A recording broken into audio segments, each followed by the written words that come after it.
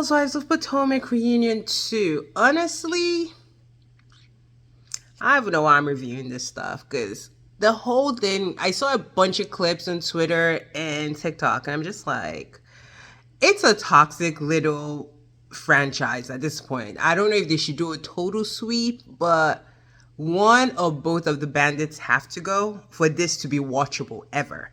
Because beginning of the show, Andy's like, let's give accountability.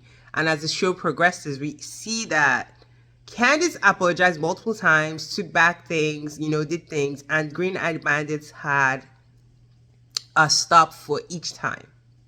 Candice, yeah, her mouth is reckless, but where is the accountability from the other couch?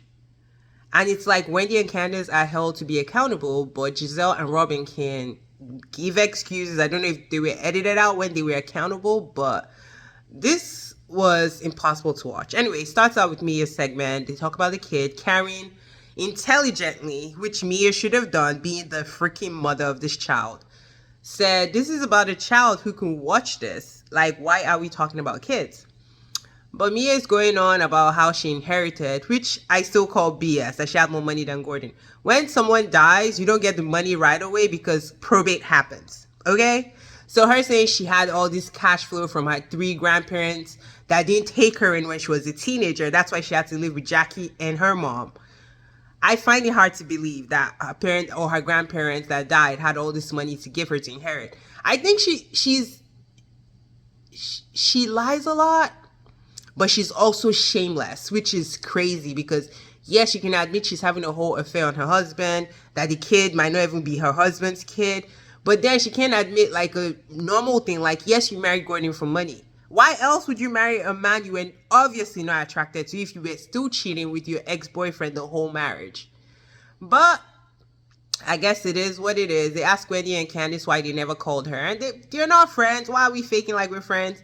But they also point out we didn't put you on Front Street, which they could have, because at the end of the day, Mia was awful to Wendy, at least, putting hands on her. So the bandits on the other side are like making side comments. Didn't they make up? We could say the same about y'all that keep holding beef for eternity. Like, they make me sick. They make me real sick. But the segment ends with Mia saying that Ink likes Wendy. Wendy is all excited that Ink likes her. I'm like, I don't know why. We don't know the character of Ink. And Karen admits that that was the DJ slash rapper that she heard Mia was cheating with. And Mia still cannot admit it, even though Gordon said, and Gordon really has no reason to lie, that you cheated on me the whole time, but she cannot admit it. Giselle's segment comes on. Definitely feel bad she lost her dad, but she says he lived a great life, which is great. She's still mad that Candice and Wendy rolled their eyes at the table or scrunched their face. Y'all hate each other. Like, they say nothing bad about your daughter. In fact, they tried to interject in the conversation. And even Wendy was like, she was asking about the AKA stuff, but apparently Bravo did not save that clip. So it's just, I don't know. Giselle is just a nasty person. And Robin follows Giselle. Because I don't think Robin is as bad, but she gets like, maybe she thinks Giselle protects her job. Anyway, whatever. We get to Candice's segment. They kind of ask her about the Drew Sidora thing. Apparently Drew Sidora went behind her back about something. That's why she made that comment. So we go on about her and Robin's relationship, and she breaks it down. And Robin starts crying about colorism. Like, what? And the fact is, the color race thing was brought up by Giselle season 1, when Katie had to call both of them buffoons.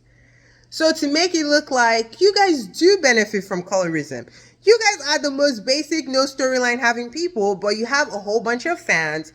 Andy loves y'all. Like, Andy loves y'all like crazy. So it's crazy for her to be so emotional. She didn't even cry about one cheating on her, but she's crying about Candice's or the world's implication of colorism. And Candice is not even the one that pointed it out. Colorism was already on the internet before Candice brought it back to the show. So it's just crazy. And Candice is here eating her words like, if I hurt you, if you hurt, blah, blah, blah, taking accountability. Not once did Robin take accountability for anything, for even going behind the paywall. And I don't know why Bravo is not mad that she did that. because that would have been a good conversation for the show. So again, you're saying you don't benefit from colorism, but we're watching it play in real life that you benefit from colorism. And I forgot to mention about Mia saying they couldn't pay their rent in Bethesda because she wasn't going to pay it. But then you're living in a penthouse in Washington, D.C.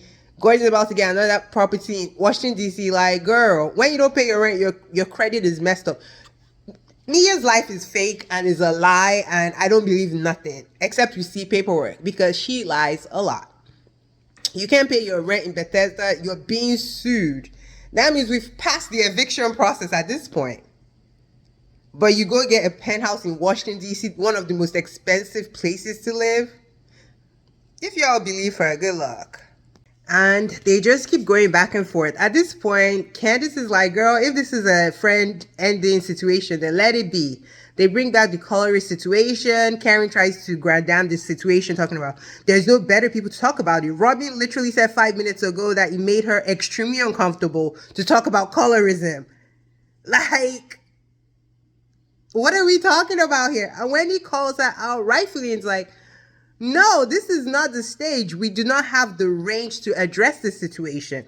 There's no insight on why do people believe you guys are colorists? You know, that's the place to start rather than being on the defense. And Andy was like, yeah, that makes sense. So I'm just like, exactly. You don't have the range to have the conversation because even Karen being light skin, I would think with her age and, you know, wisdom would be able to navigate this.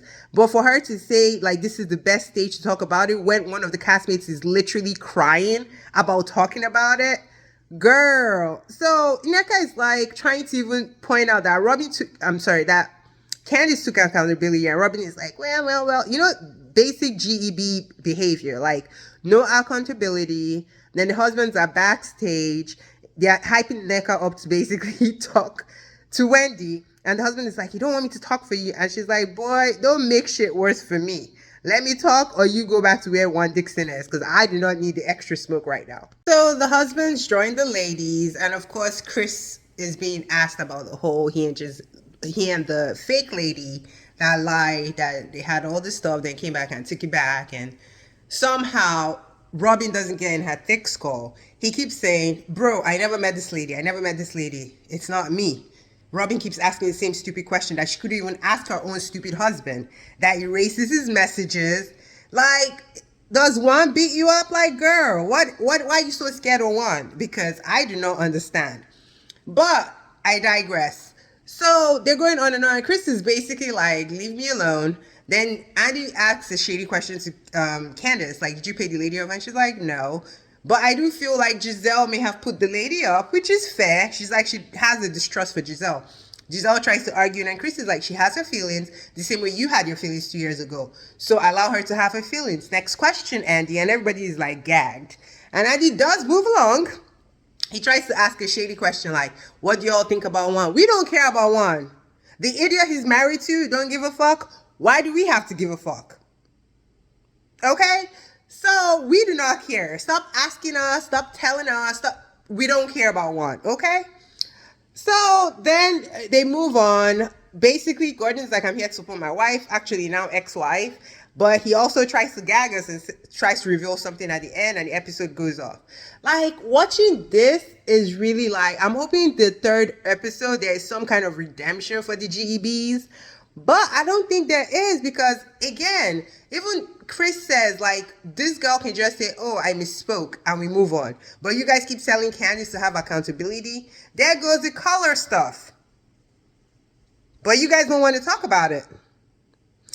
I'm fed up with this stuff. Like, I really, next season, if something doesn't change drastically, I need to remove myself from this trash TV, okay?